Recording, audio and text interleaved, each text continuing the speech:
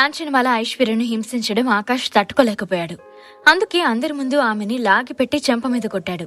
కాంచనమాల అన్నయ్య రెహమాన్ తనకి అండగా నిలబడుతూ ఆమె తరపున మాట్లాడే ప్రయత్నం చేశాడు. అందులో భాగంగానే ఐశ్వర్యకి జరిగింది మర్చిపోమని, అందుకు నష్టపరిహారంగా ₹1,00,00,000 వరకు డబ్బులు ఇస్తానని ఆకాష్కి ఆఫర్ చేశాడు రెహమాన్. అది విని ఆకాష్కి ఎక్కడలేని కోపం వచ్చింది. ఏమన్నావ్? మళ్ళీ చెప్పు. నాకు ₹1,00,00,000 ఇస్తావా? నా ఐషుని ఇంత హింసించి తన రక్తం కళ్ళ చూసి దానికి బదులుగా డబ్బులు విసురుతావా? ఎంత ధైర్యం అలా చెప్పడానికి అని కళ్ళు తెరిచి అరిచాడు ఆకాష్. అతని అరుపుకి అక్కడున్న వాళ్ళందరూ భయపడిపోయారు. రెహమాన్ ఆకాష్ డబ్బులు ఆఫర్ చేయడం చూసి కాంచనమాలకి చిర్రెత్తుకొచ్చింది. ముఖం చిట్లిస్తూ రెహమాన్ వంక చూసి, ఒరే అన్నయ్య, నీకసలు బుద్ధుందా? ఐశ్వర్యని ఇలా వదిలేస్తావా? అలాంటి ఆడదానికి తగిన శాస్తి చేయాలి, అంతేగాని డబ్బులు ఆఫర్ చేయకూడదు. అది ఎంత పెద్ద వగలాడో నీకు అర్థం కావట్లేదు. పెళ్ళైన మగాణ్ణి తన వశం చేసుకోవాలనుకుంది, అంత ఈజీగా వదిలిపెట్టుకు అని కాంచనమాల మళ్లీ ఫైర్ అయింది. తనని కొట్టినందుకు ఆకాష్ ఐశ్వర్యాలని అక్కడికక్కడే చంపేస్తాడని అనుకున్న కాంచనమాల తను ఊహించిన దానికి విరుద్ధంగా చెప్పేసరికి బాగా డిసప్పాయింట్ అయింది. ఇన్ని రోజులు నా మొగుడు చేతకానివాడు అని అనుకున్నాను, కానీ నువ్వు కూడా అంతకన్నా పెద్ద చేతకానివాళ్లా బిహేవ్ చేస్తున్నావు అన్నయ్య. నువ్వు కూడా వీడ్లాగే అవ్వకు అని రెచ్చగొట్టింది. కాంచనమాల అలా రెచ్చిపోవడం రెహమాన్కి ఏమాత్రం నచ్చలేదు.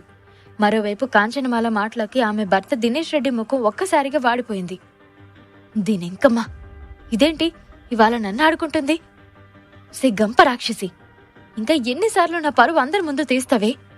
చేతగానోడ్ని అని సర్టిఫికెట్ వచ్చినట్లు మాట్లాడితే అందరూ ఇంకా నాలో ఏదో లోపం ఉందని అనుకుంటారే.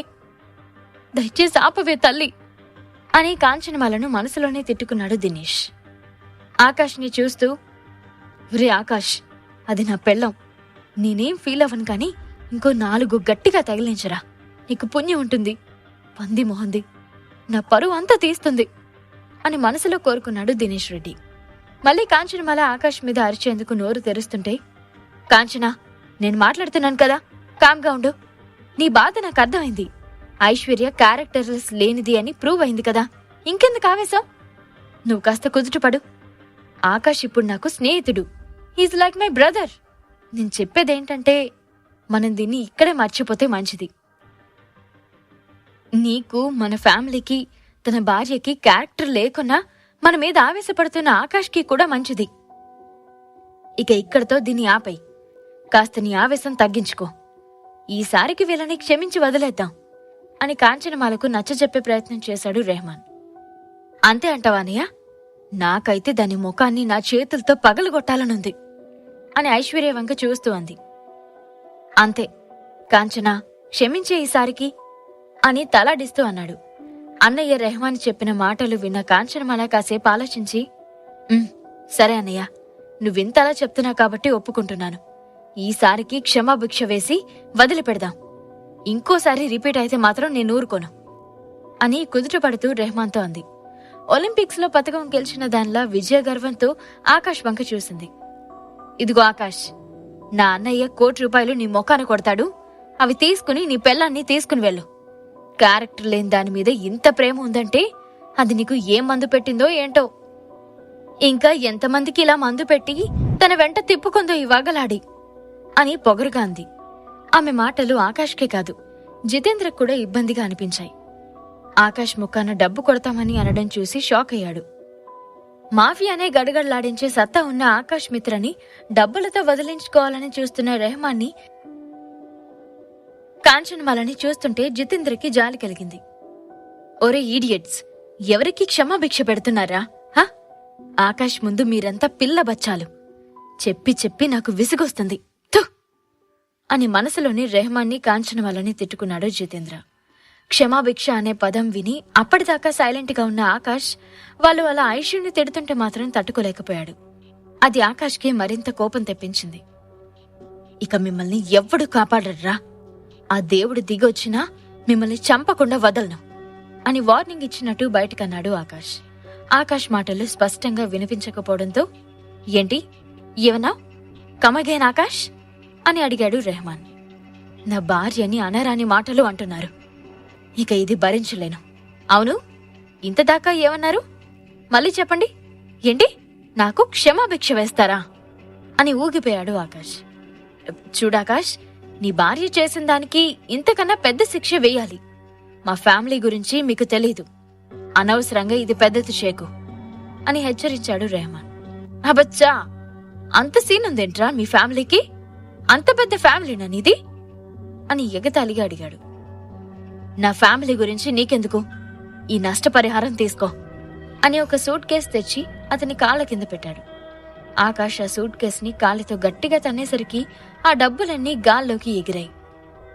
ఈ ముష్టి డబ్బుని నష్టపరిహారంగా ఇచ్చి క్షమాభిక్ష పెడతారా నాకు అని అరిచి, చెప్తా, మీ పని చెప్తాను.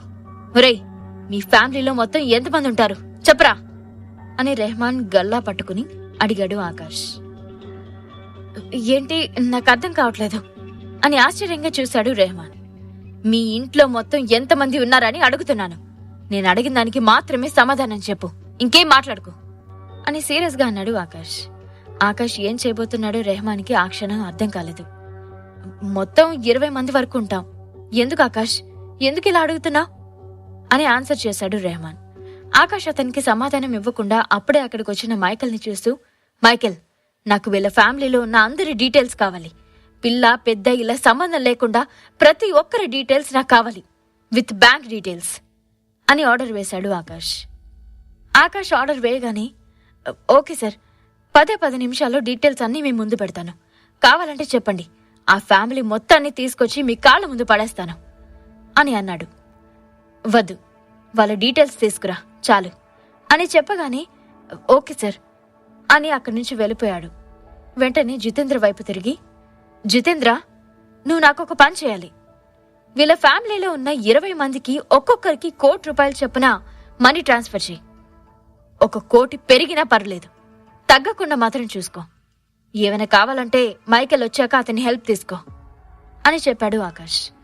అప్పటిదాకా సైలెంట్ గా ఉన్న జితేంద్ర ఆకాష్ అడిగిన దానికి ఏం చేయాలో తెలియక తల పైకి కిందకి ఆడించాడు. రెహమాన్కి ఆకాష్ ఏం చేయబోతున్నాడు అనే విషయం ఎంత ఆలోచించినా అర్థం కాలేదు. ఆకాష్, ఏంటి నువ్వు మాట్లాడేది? మాకు డబ్బు తక్కువ లేదు, అండ్ మాకు నువ్వు ఇచ్చే డబ్బు అవసరం లేదు. అయినా ఎందుకింత డబ్బు ఇవ్వాలనుకుంటున్నావు అని అయోమయంగా అన్నాడు. ఆకాష్ బిగ్గరగా నవ్వుతూ, అదే, నా ఐష్యూకి నష్టపరిహారం ఇస్తా అన్నావు కదా, నేను కూడా మీకు ఇవ్వాలి కదా, అదే నష్టపరిహారం అని సాగదీస్తూ అన్నాడు. అక్కర్లేదు ఆకాష్, కాంచనమలకి జరిగిందని నువ్వేం నష్టపరిహారం ఇవ్వకర్లేదు, మేము అడ్జస్ట్ అయిపోతాం అని ఆన్సర్ చేశాడు రెహమాన్. ఆకాష్ మళ్ళీ అని నవ్వుతూ, నేను ఈ డబ్బు నీ ముద్దుల చెల్లెలు కాంచనమలకి నష్టపరిహారంగా ఇస్తున్నాను అనుకుంటున్నావా? పూర్ ఫెలో అని బిగ్గరగా నవ్వుతూ అన్నాడు. ఆ నవ్వులో దాగున్న అర్థం ఏంటో రెహమాన్కి ఎంత ఆలోచించినా అర్థం కాలేదు. మీకు డబ్బులు తక్కువయ్యాయని నేను ఇవ్వట్లేదు మిస్టర్ రెహమాన్. మీ ఫ్యామిలీ మెంబర్స్కి ముందస్తుగా నష్టపరిహారాన్ని ఇస్తున్నాను. అది కూడా నీ చెల్లెలు చేసిన దానికి బదులుగా ఇస్తున్నాను. కాదనుకు రెహమాన్, తీసుకో. మనుషులు పోయినా డబ్బైనా ఉండాలి కదా అని వాన్ చేస్తున్నట్టు అన్నాడు ఆకాష్. ఆకాష్ మాటల్లోని అంతరార్థం కాసేపు ఆలోచిస్తే కానీ రెహమాన్కి అర్థం కాలేదు. కాంచనమాల చేసిన దానికి బదులుగా తన మొత్తం కుటుంబాన్ని బలి తీసుకోవడానికి కూడా వెనకాడను అన్నట్లుగా ఆకాష్ ఇచ్చిన వార్నింగ్ అర్థమై వెన్నులో వణుకు పుట్టింది. అంటే ఏంటి నీ ఉద్దేశం అని రెహమాన్ భయంగా అడిగాడు. అతనికి చెమటలు పట్టాయి. నేను చెప్తే విన్నావా రెహమాన్? ఐశ్వర్య కోసం మీ మొత్తం కుటుంబాన్ని కూడా చంపి ఇక్కడే పాతి పెడతాడు ఆకాష్. ఇప్పటికైనా నేను చెప్పేది విని సైలెంట్ అయిపో. ఆకాష్ గురించి నీకు తెలీదు, అతని బ్యాక్గ్రౌండ్ ఏంటో నీకు తెలీదు. నీకు తెలిసింది కేవలం 1%. అతని బ్యాక్గ్రౌండ్ నీకు తెలిస్తే నువ్వు చేసిన పనికి ఈ భూమి మీద బతకలేవు అని హెచ్చరిస్తున్నట్టుగా చెప్పాడు జితేంద్ర చటర్జీ. రెహమాన్ ఫ్యామిలీ ఆ సిటీలో పవర్ఫుల్ కుటుంబం. అంత పెద్ద ఫ్యామిలీని నాశనం చేసే అంత ధైర్యం చేస్తాడా అని రెహమాన్ ఆలోచిస్తున్నాడు. రెహమాన్ ఆలోచన అర్థమైన జితేంద్ర, నువ్వేం ఆలోచిస్తున్నావో నాకు అర్థమైంది. ఎక్కువగా ఆలోచించుకో. ఆకాష్ తలుచుకుంటే ఏమైనా చేయగలడు. అది ఎంత పవర్ఫుల్ ఫ్యామిలీనైనా క్షణాల్లో నేలమట్టం చేయగల సత్తా ఉంది ఆకాష్కి. నేను అనుభవంతో చెప్తున్నాను అని రెహమాన్కి సర్ది చెప్పే ప్రయత్నం చేశాడు జితేంద్ర. జితేంద్ర గుసగుసగా రెహమాన్తో మాట్లాడడం వినిపించిన ఆకాష్ అతన్ని చూస్తూ, it's over Jitendra, it's over. నువ్విప్పుడు ఏం చెప్పినా వేస్ట్ అని ఒకలాంటి నవ్వుతో జితేంద్రని హెచ్చరించాడు. ఓపిక నశించినట్లుగా ఫీల్ అయిన ఆకాష్ వెంటనే జితేంద్రని చూస్తూ, జితేంద్ర ఇలారా అని పిలిచాడు. ఆకాష్ పిలవగానే బానిసలాగా తల వంచుకుని అతని ముందుకు వెళ్లి నిలబడ్డాడు జితేంద్ర. అది చూస్తున్న వాళ్ళందరికీ ఆశ్చర్యంగా అనిపించింది. జితేంద్ర, నీకొక్క పని చెప్తాను, అర్జెంటుగా చేసేయ్. బయటికి వెళ్లి అక్కడ 2 బోన్లు ఉన్నాయి, వాటిని తీసుకొచ్చి ఇక్కడ పెట్టించు. వాటితో కాస్త పనుంది అని ఆర్డర్ వేశాడు ఆకాష్. అప్పటిదాకా కన్ఫ్యూజన్లో ఉన్న జితేంద్ర ఆకాష్ ఆర్డర్ వేయగానే అలాగే బాస్ అని తల వంచి అతను చెప్పిన పని చేసేందుకు అంగీకరించాడు. ఇది ఏమాత్రం ఊహించని రెహమాన్, బాయ్ మీరేం చేస్తున్నారు? మీరు నా వైపు నిలబడాలి, ఆకాష్కి హెల్ప్ చేస్తున్నారా అన్నట్లుగా ఆవేశపడ్డాడు రెహమాన్. ఆకాష్ చిన్నగా నవ్వాడు. జితేంద్ర 5 లెక్క పెడతాను, 5 నిమిషాల్లో ఆ 2 బోన్లు ఇక్కడుండాలి, అర్థమైందా అని మళ్ళీ ఆర్డర్ వేశాడు ఆకాష్. ష్యూర్ బాస్, 2 నిమిషాల్లో తీసుకొస్తాను అని చెప్పి ముందుకు వెళ్ళిపోయాడు. బాయ్ బాయ్ మీరేం చేస్తున్నారు? ఆగండి, మీరు నాతో వచ్చారు, నా కోసం వచ్చారు, నా కోసమే పని చేయాలి, నాకే సపోర్టుగా నిలబడాలి అని అరిచాడు రెహమాన్.